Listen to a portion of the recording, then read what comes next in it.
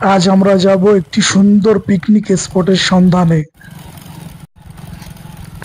Hello বন্ধুরা, চলে এসেছি আবার বর্তুল বিলে। সত্যি খুব সুন্দর জায়গা এখানে। তো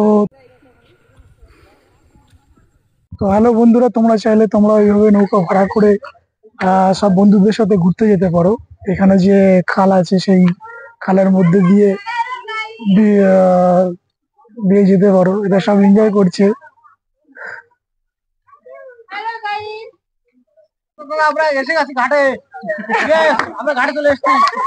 দেখো কত সুন্দর সবাই মজা করছে। এখানে এসছে বন্ধুরা সব এনজয় করতে।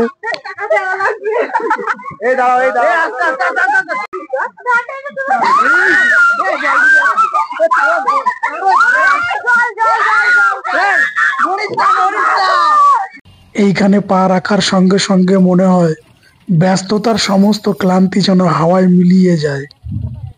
চারিদিকে সবুজ, হালকা রোদ আর ঠান্ডা বাতাস, সব মিলিয়ে প্রকৃতি যেন আপন মনেই যেন আমাদেরকে স্বাগত জানাচ্ছে। আর মাঝে মাঝে পাখির ডাক, সত্যি অসাধারণ। বন্ধুরা, তোমরা চাইলে তোমরা এখানে পিকনিক করতে পারো। এখানে পিকনিক স্পট তৈরি হচ্ছে ওইদিকে। সামনে পিকনিকের মৌসুম আসছে।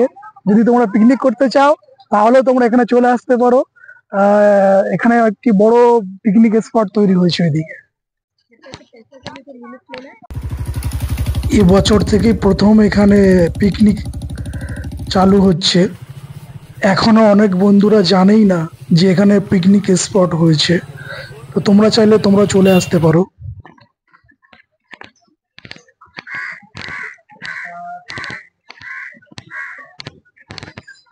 বন্ধুরা দেখো, এই সুন্দর দৃশ্য সত্যি মন ছুঁয়ে যায়। এইটা 3 হাঁস আছে। অনেক আছে। হ্যাঁ, কাল কি বলছেন, 2000 না কত? না, কালকে 1200 হাঁস আসবে। 1200 হাঁস। হ্যাঁ, আপনি কি শুধু এই হাঁসি? এই হাঁসেরই কারবার আছে। আমি রাজমিস্ত্রি, হ্যাঁ রাজমিস্ত্রি কাজ করতাম। এইখান থেকেই হাঁসের চাষ। দেখা যাচ্ছে তোমার? হ্যাঁ হ্যাঁ, চারিদিক এতটাই পরিষ্কার আর সুন্দর। এই প্রকৃতির মাঝে একটু সময় কাটানো মানেই মনকে নতুন করে রিফ্রেশ করা আর নিজের ক্লান্তি দূর করা। তাহলে তোমরাও চলে এসো বন্ধুরা এই প্রকৃতির মজা নিতে।